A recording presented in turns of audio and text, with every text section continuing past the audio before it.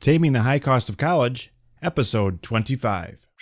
You have kids, they grow up, and before you know it, it's time to plan for college. Where do you start? How much is it going to cost? Will you qualify for financial aid? Should you be looking into scholarships? When will you be able to retire? What about student loans? The list of questions is never ending.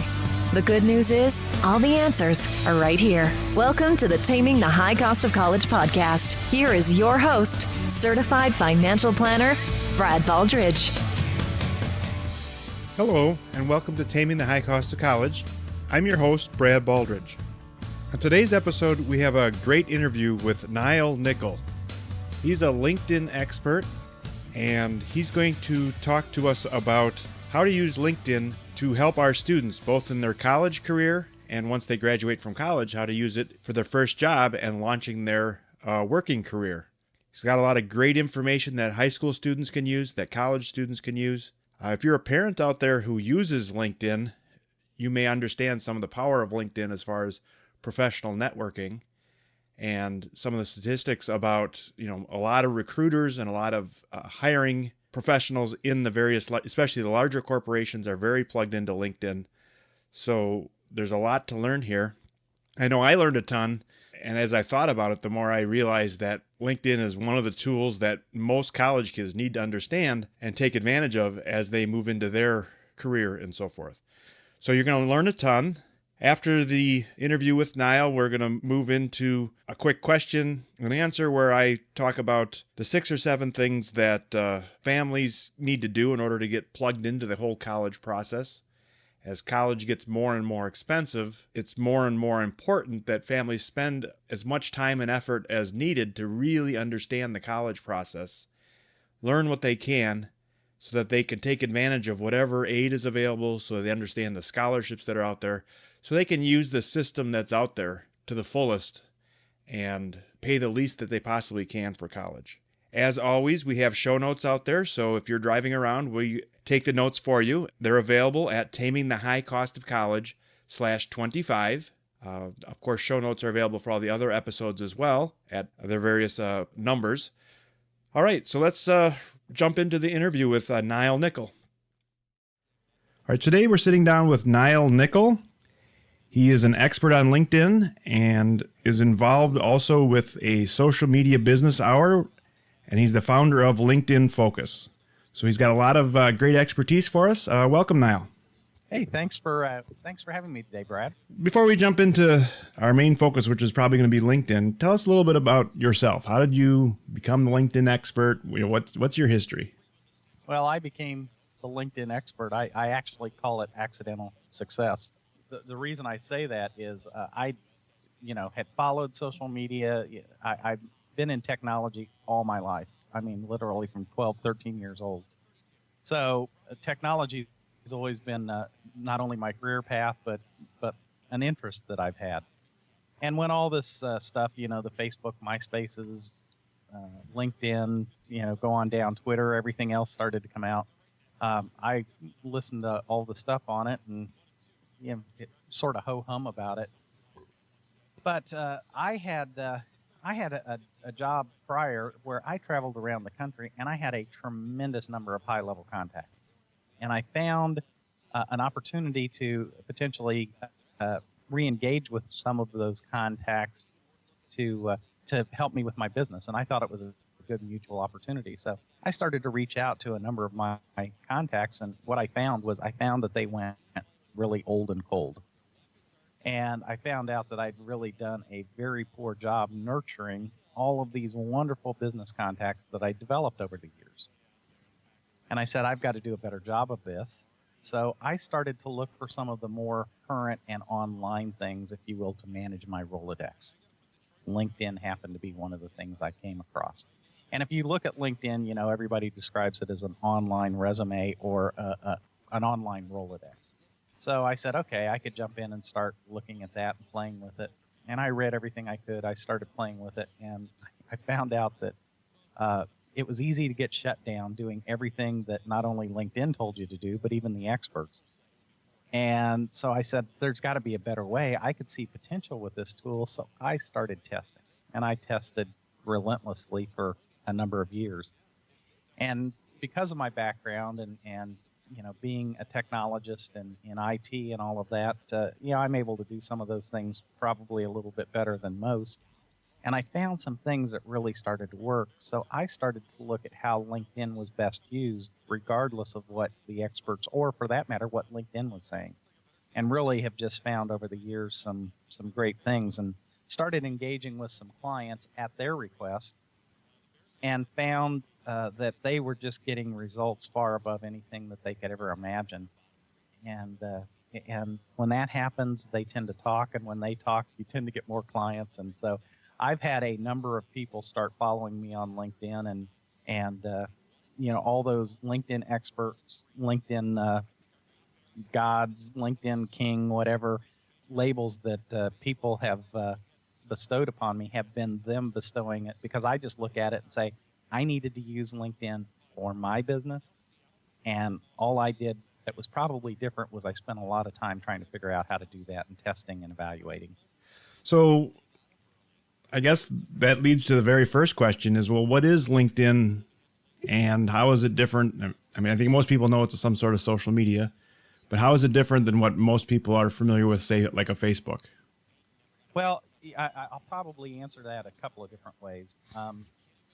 First off, LinkedIn is a professional networking tool. It's a social media tool, but it's for the professional crowd. That's the way LinkedIn positions it. And very honestly, if you look at the difference between LinkedIn and Facebook, you don't get as much friendly, chatty, where I went on vacation, what I'm doing tonight, here's the concert, or here's the weekend plan, discussions and photos and all of that. It just doesn't fit the LinkedIn profile. So you're not going to be taking pictures of your breakfast and sharing it on LinkedIn?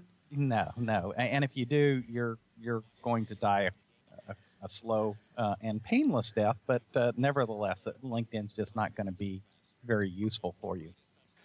So let's try and pair LinkedIn to college a little bit. If you're a parent of a high school kid that's looking to go to college, or maybe you already have a student in college, is LinkedIn a tool for the college student or the high school student?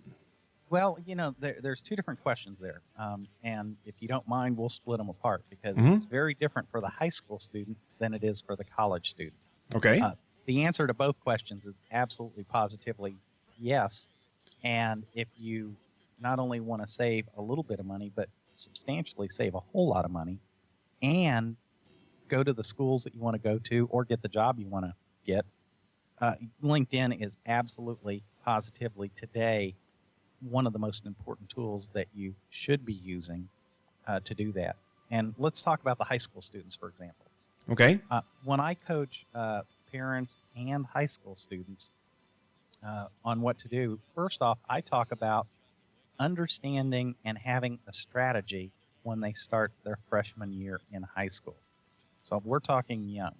Now, that doesn't mean that if you're a junior or senior that it's too late to jump in and do this, but the earlier, the better. And what you want to do is, as I said, LinkedIn, if you think about it, is a place to showcase your achievements and accomplishments. So as you're going through high school, colleges tend to look for a lot of things. They look for a well-rounded student. Are you involved in social activities? Are you involved in philanthropic activities? What sort of things do you do extracurricularly? But in addition to that, what sort of projects maybe did you undertake when you were in high school? And the more of those things that you start to record and you start to build, the better it is. I mean, I know, for example, when I was in ninth grade, the freshman year of high school, our band played for the president. Well, that's sort of a neat thing. And to be able to put that on a projects list, or a list of things that I've done, which I could certainly do on LinkedIn, as a college recruiter's looking at that, they say, wow, that's fascinating. I mean, one, not only that they did that, but that, they were in touch enough with politics and the climate, and they posted it here.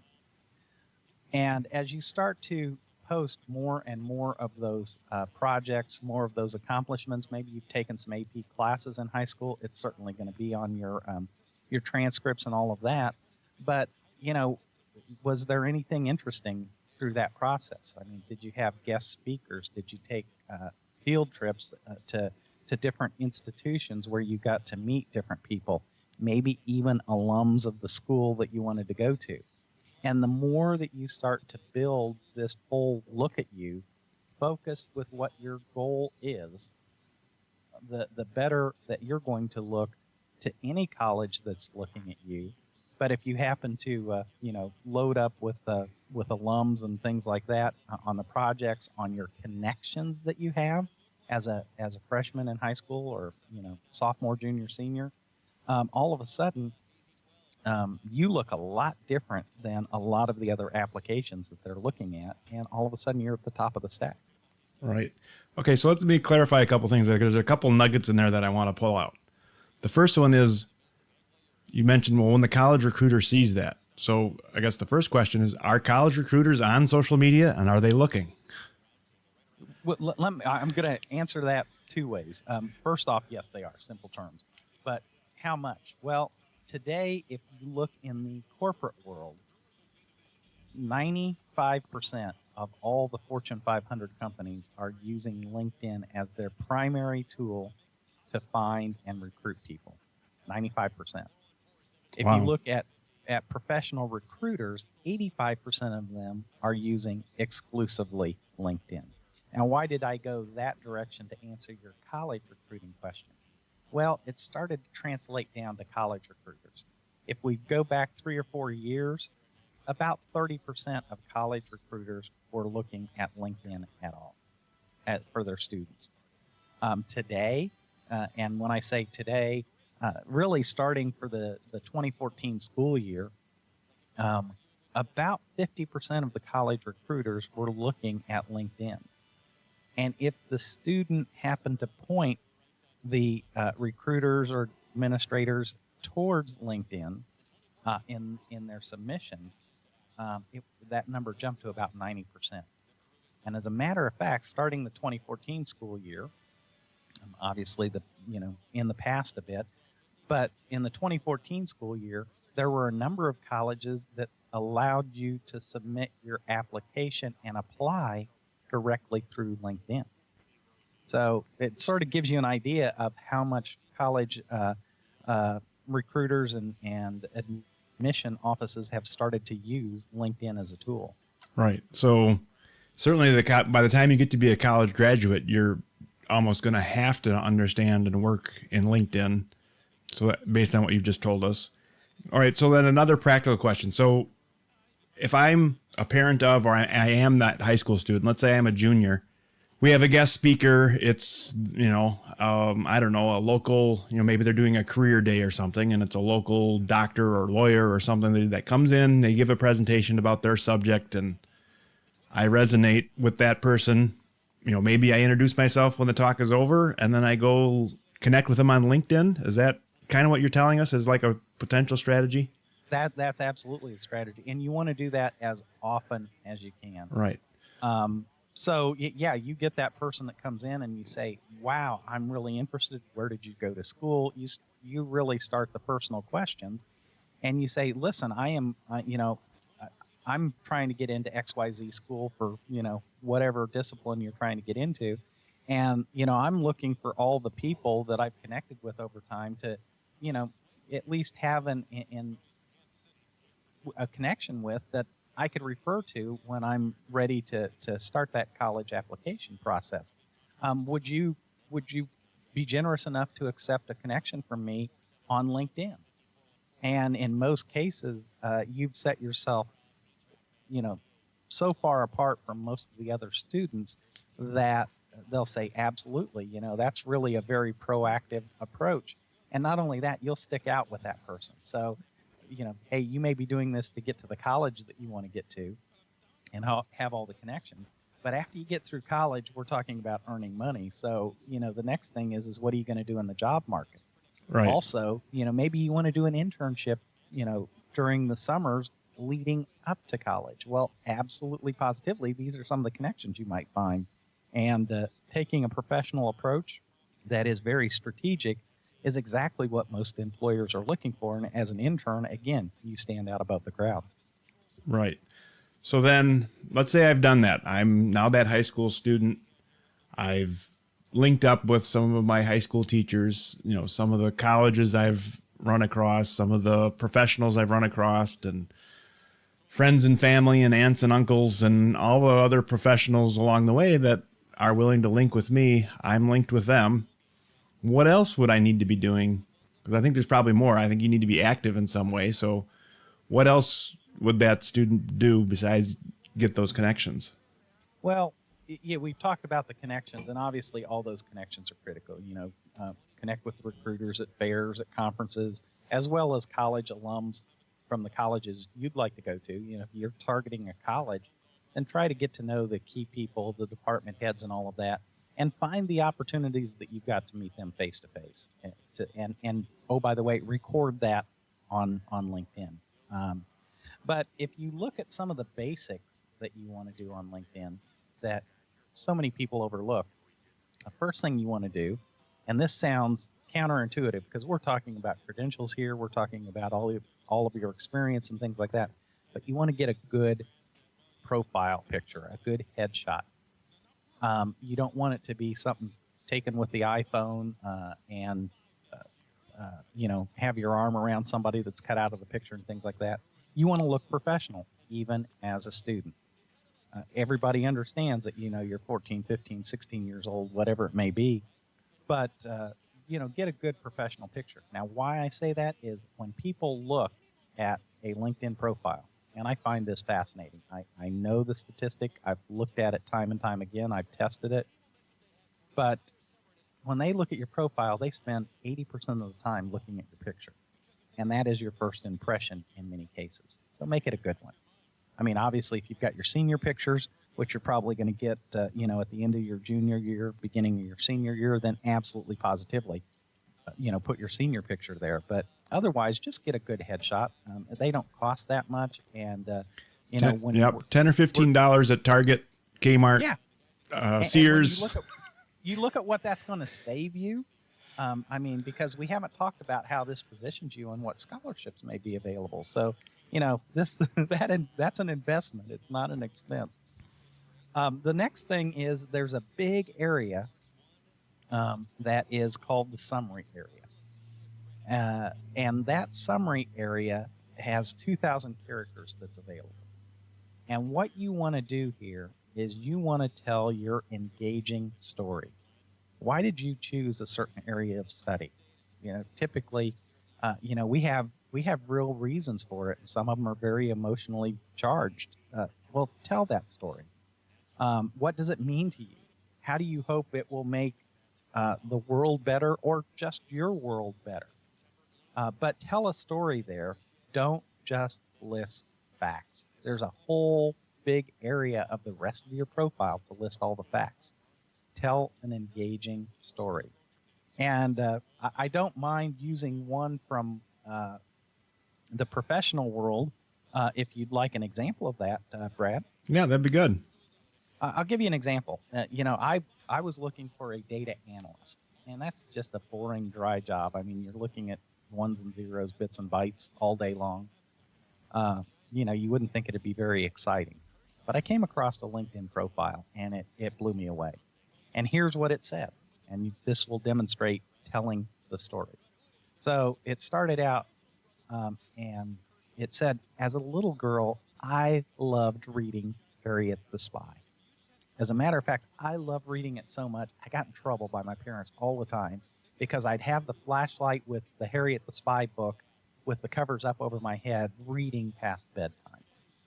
And so you just get the idea of how much I was really engaged with these spy novels and Harriet the Spy. But can you imagine how excited that I am today going to work every day and solving the mysteries in data? I'm living my childhood dream, and I couldn't ask for more. And then she led into, what some of her background was and why she did it and all of that. But that was a story that just drew everybody in. Now, can you imagine a college recruiter reading that instead of, I think that I'd be good for your college because of all of this? Why are you passionate? What do you want to do? Why did you choose this area of study? Why did you choose that college? And there's an old slogan in sales that I think it's worth applying at the high school level here when we're talking about this. Facts tell, stories sell. And after all, you're selling you when you're trying to get into college these days. Right.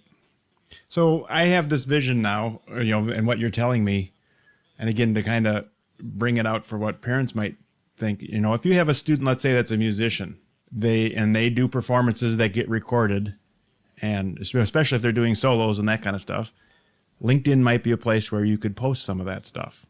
Oh, absolutely. As it happens. Absolutely. Or if they're part of the robotics team, a picture and a story about how the robot was built and whose ideas and how the collaboration worked, or our team got along or our team fought or whatever it, just tell the story. Exactly. And make sure that you list the other team members. Yes. Who was the team advisor? You've got the picture perfectly. Right. You have an English essay where you feel like you hit it out of the park. Go ahead and post it and let other people read it. Oh, absolutely. You're part of an election process because you're going for homecoming king or queen or class president or whatever it is. Tell the story and your stump beat speech. But just get it out there because it helps people figure out who you are as a person, and some of those connections that you met as a freshman now see that you're active, and every once in a while they pop back and read your stuff and are involved. They're not going to forget you. They're not going to forget you, and you have become a friend to them. You Exactly. become a connection. You're not just facts and figures on a piece of paper at this point in time. Right. And then somewhere down the road, and they go, here's my point, is somewhere down the road, you're going to post something like, hey, I just graduated with my nursing degree. I'm looking to work in a hospital. Does anybody know anybody that could get me connected to this hospital chain or that hospital chain? Absolutely. And that person who's been involved with your life, very tangentially, but just a little bit here and there, would say, oh, gee, yeah, I play racquetball with the head recruiter over at the hospital. I'll give him your name and give him a plug, and next thing you know, you get that call for an interview.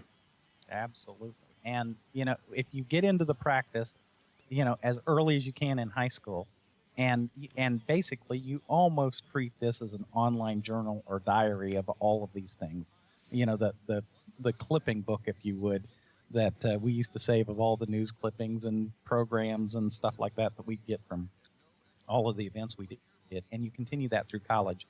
We didn't answer the college question earlier. Right. But what you've done is you've positioned yourself perfectly to move into the job market. Right. So how do things change obviously you might, I guess when you're in high school, are you building it with the focus of college recruiting, or are you building it a little more generally? Would you suddenly say, I'm now a junior in college, I need to revamp my LinkedIn because now I'm not looking to get into a college, I'm looking to find a career, so everything's got to change? Or is most of the stuff you're just going to, slowly transition, and now your posts are more to that fact that I'm about to graduate, I'm going to be looking for a job in engineering or a job in aerospace or a job in healthcare? Yeah, and the general answer is yes. But if you just stop and think about this as you're going through college, you're going to get more focused and more specific. If you're in engineering, you're going to have some projects, some papers, some things like that are engineering based. And to the extent that you can share them, and I say to the extent you can because colleges have a little bit different rules on that, and you may need to check with your professor or your advisor. But you want to share as much of that as you can. You may not be able to share anything other than the fact that you worked on this team and this is what the goal of the team was. Although if the college is promoting something like that for research, it may be that you could use the link for that college project from the college's website into your LinkedIn profile. But one of the things we didn't talk about is through high school, you want to pick up as many recommendations as you can. Through college, you want to intensify the recommendations. So you want to get more of them. Now, here's the beauty of the recommendations for high school or college. If you are submitting your application to a college, you have 2 or 3 or 5 recommendation letters that you put together and you're submitting with your application. Now, everybody knows, including the recruiters, that you are going to submit the best ones you've got from the highest profile people. However, if you've got 20 of them or 50 of them on LinkedIn, they get to choose who the recommendation they're looking at. And not only do they get to choose that, they get to go look at that person's profile and they look at who that person's connected to. So it allows them to get a much deeper and richer look at you, to look at this, full, well-rounded individual that they're evaluating. And they can't do that with a lot of other people. So just looking at what they could find that you're giving them permission to find, they are able to get to know you a lot better, and that builds their confidence related to accepting you into their program. Right. So there's lots you can do. So here's a question for you, a little off the wall, but let's go back to your 9th grade performance in front of the president. If you were in 9th grade today and you perform for the president, and when you're shaking his hand, is that your opportunity? Hey, Mr. President, I'm going to be contacting you on LinkedIn. Can we get hooked up? Strangely enough, there have been some things. I don't know if any high school students have done this related to the president, but there have been social media things like that from high school students related to the president. And yeah, they've got that engagement. So do you know if the president actually does have a LinkedIn profile? I don't know. Well, I guarantee you he probably does, but I guarantee you it's also probably private. We don't see it, which you could do.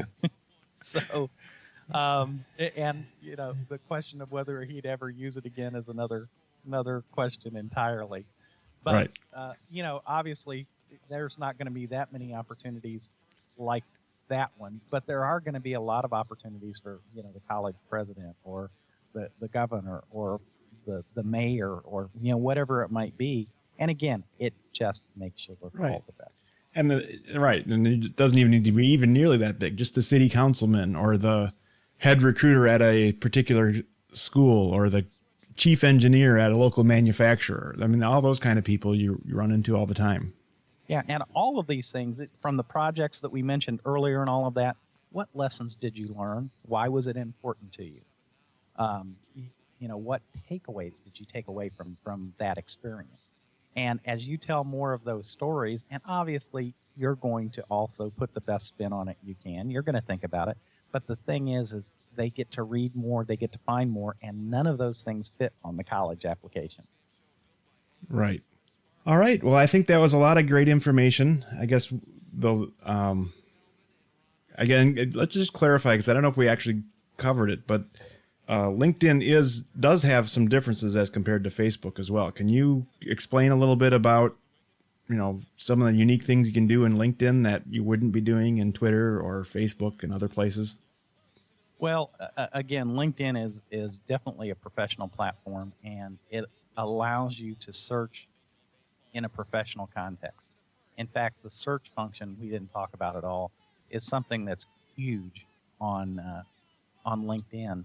You could do some of these things on Facebook and all of that, but nowhere near to the degree you can on LinkedIn. For example, if you wanted to say that I want to go to Harvard, and I want to know from the connections that I have or the connections that my father has or my mother or the preacher or, the city councilman, whatever it might be, I want to know who they know that has went to Harvard or maybe who's at Harvard now. Well, those are the type searches that you could do so that you could actually strategically, this sounds almost creepy to a degree, but you could strategically target the people that you want to be connected to, that you want to say, hey, maybe I want a recommendation from this person because this person went to Harvard. a lot of their former classmates are still at Harvard in administrative or teaching positions. So, this is an important person for me to get to know. Those are the type things you do on LinkedIn that you can't do on any other of the social media platforms. Right. So to give another example, especially for parents out there to kind of understand it, is LinkedIn is great for finding connections of connections. So as an example, I didn't know I needed a tree cut down, or I didn't, my neighbor did. And we're saying, well, does anybody know a tree service? Well, no, nobody knows. So if you go into LinkedIn and you type in the right keywords about tree service, you can see who knows somebody that's in the tree service industry, which is what I did. Now, once you have that information, you can call your connection. So, there's one of my friends that I know and talk to, and he knows the owner of this tree service over there for some reason. So then you can call your friend and say, hey, I'm interested in the tree service. I see you're friends with so-and-so. I'm thinking about hiring him. And then, and I got a lot of positive feedback. Oh, yeah, I recommend him all the time. He's great. But occasionally you hear things like, well, yeah, I'm connected to him, but I often don't recommend him. So exactly. You can kind of get a feel for it. Yes, that they know who they're connected to, and they can kind of build those bridges for you. So a student could do the same thing.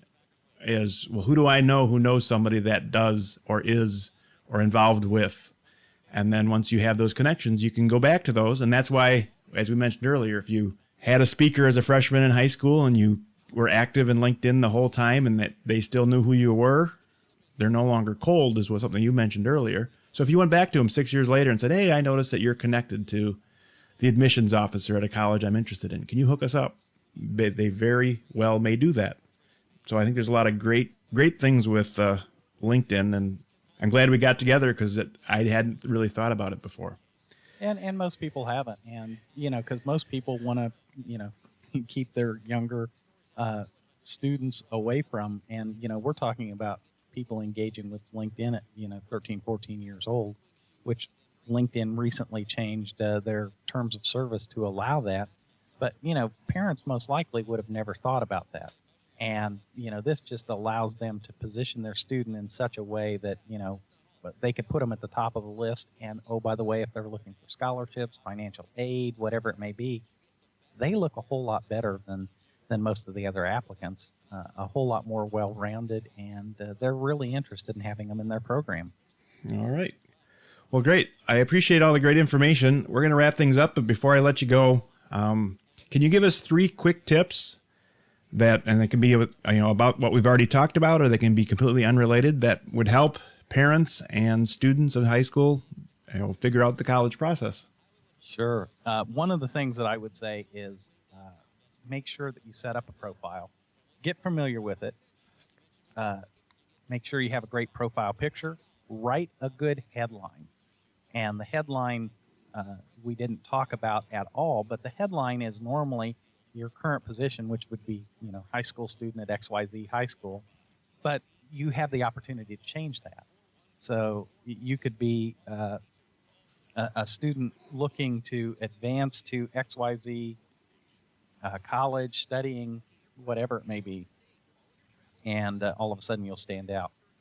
But then also start recording all of this information, deal with the experiences, the organizations, the educational opportunities and successes you had, your volunteer experience and the causes that you've been involved with, all of that type stuff. There's 10 top areas there that you want to focus on, but all of those type things to allow somebody to get a full picture of you.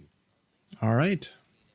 That was probably more than 3, but I ran them all together and went through them fast. There you go. Yes, I appreciate it. All right. Well, if people want to learn more about you, your businesses, how can they find you and learn more about you? The easiest way is to connect with me through LinkedIn Focus, which is linkedinfocus.com. And there's some free tips there. The only thing that I ask is, just give me your email address. I will then send you some weekly tips. I don't share that information, so completely free. And if you just implement those tips, it's great.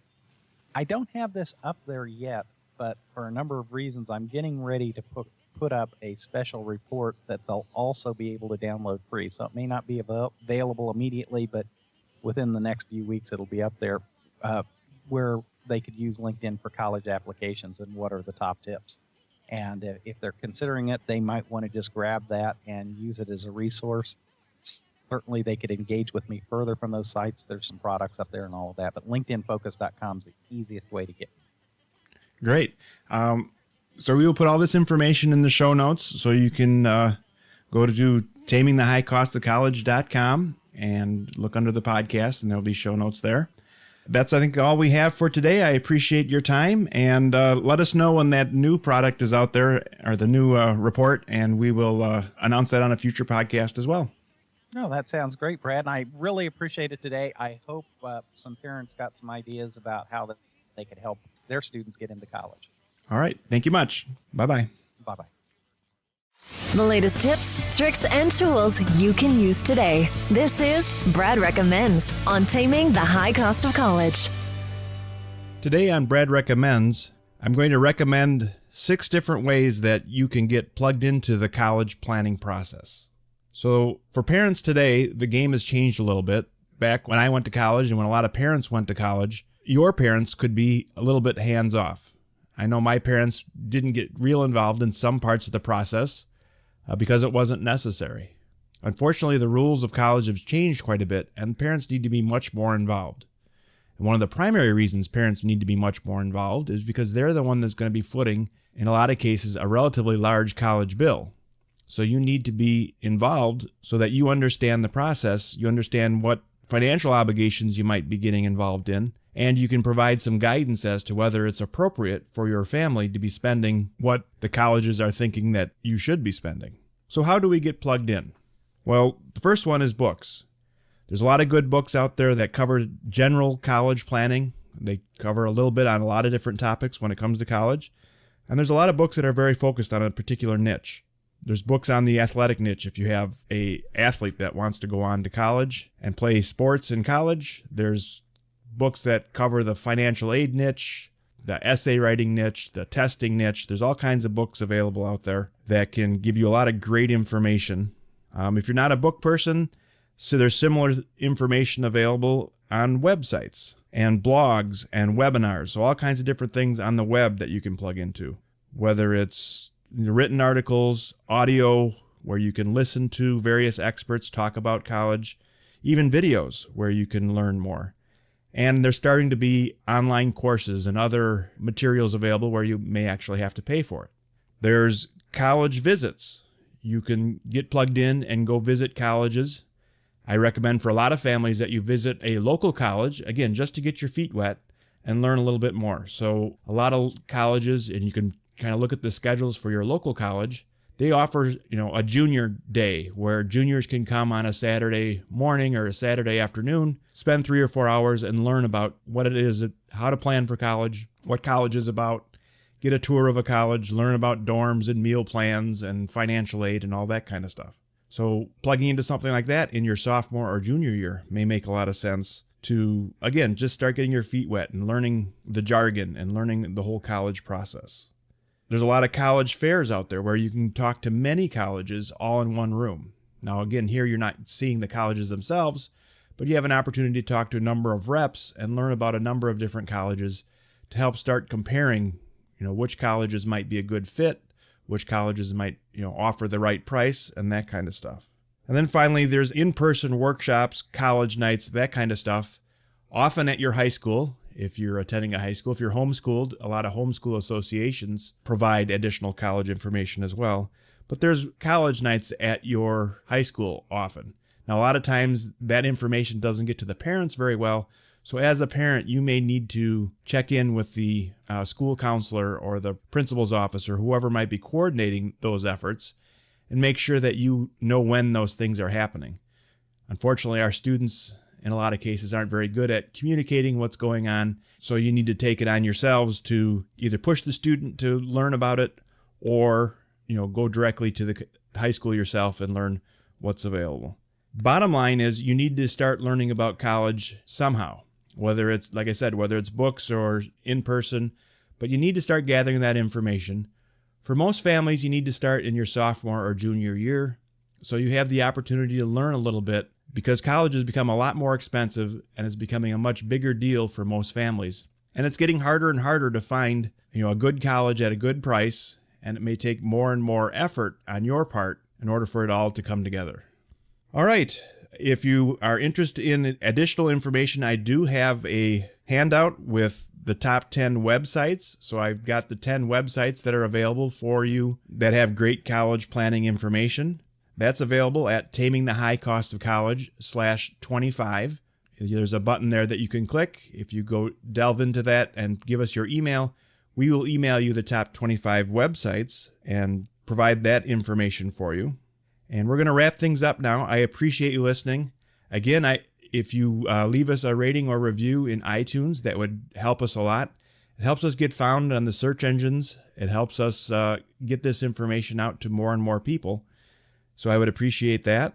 If you want to learn more about podcasting, you can go back to our website and learn some things there as well. But I appreciate you listening, and we're going to wrap it up for today. Thank you for listening to the Taming the High Cost of College podcast. Now it's time for you to take action. Head to tamingthehighcostofcollege.com for show notes, bonus content, and to leave feedback for Brad. The next step on your college journey starts now. Brad Baldridge is a registered representative of Cambridge Investment Research and an investment advisor representative of Cambridge Investment Research Advisors, a registered investment advisor. Securities are offered through Cambridge Investment Research Incorporated, a broker-dealer and member of FINRA and SIPC. Brad owns two companies, Baldridge Wealth Management and Baldridge College Solutions. The Baldridge companies are not affiliated with Cambridge Investment Research.